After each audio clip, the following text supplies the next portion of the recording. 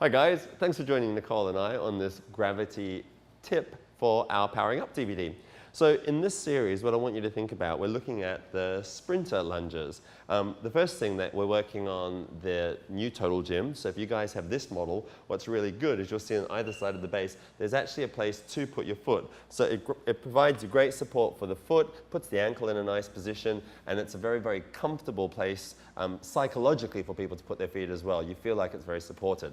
Second thing we need to look at, I'm going to get Nicole to bring her knee right down to the bottom of the glide board. Right down to the very edge. That's it. Get the elbows underneath the shoulder. So this is what we're looking for here. We're looking at the hips are stable. We maintain the natural curve in the spine. So there should be that little C shape here. Nicole's shoulder blades are together, so there's good scapular retraction. And we know that the cervical spine is really, really mobile, so we want to create some stability there. So this gets this nice shape, all right? What we want to do, and what we hope to do, is to keep this position as we start to descend and load the leg. So this is good, all right? This is good. There's no movement in the shoulders. There's no movement in the hip. Well, they're not swaying from side to side, and we've got this great alignment. Now, that's the perfect example. Truth is, this is what we usually see. Take it away, Nicole. This. It's like, and around the S-band, here we go, and it scoots off around the side. So we're losing all of the load. We're putting a lot of torque around the hip, which is great. What we're seeing is a change in the knee position, which isn't good either. And usually what happens is we see movement in the shoulders as well.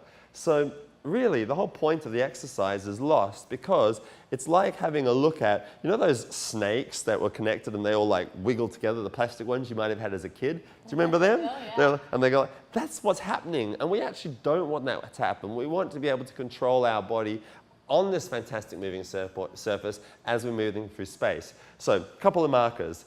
Make sure that if you're working with your clients, you might want to stand close to them, hip to hip, so that they don't sway to the side. Put a marker there so that they can feel where it should be, all right?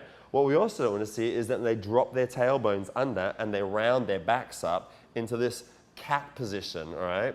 Okay, and we lose that good shoulder position here.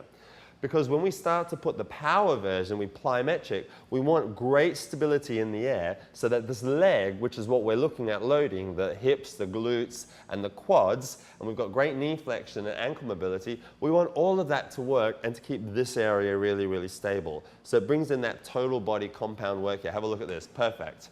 Really, really stable. And you'll see what we sometimes now do is the hip will drop round as we come down, or it'll rotate out. So we want to make sure, as we're teaching this, that our participants understand that this hip is not going to move out or in. It just wants to stay where it's supposed to stay. And we have to have a massive amount of strength in this area here, in our lower back, our lumbar region, to maintain that good pelvic position through that whole dynamic movement. So when you're doing it, play around with it, enjoy the movement sequence, but also know that the tendency is you are going to see these faults. So be prepared to correct them.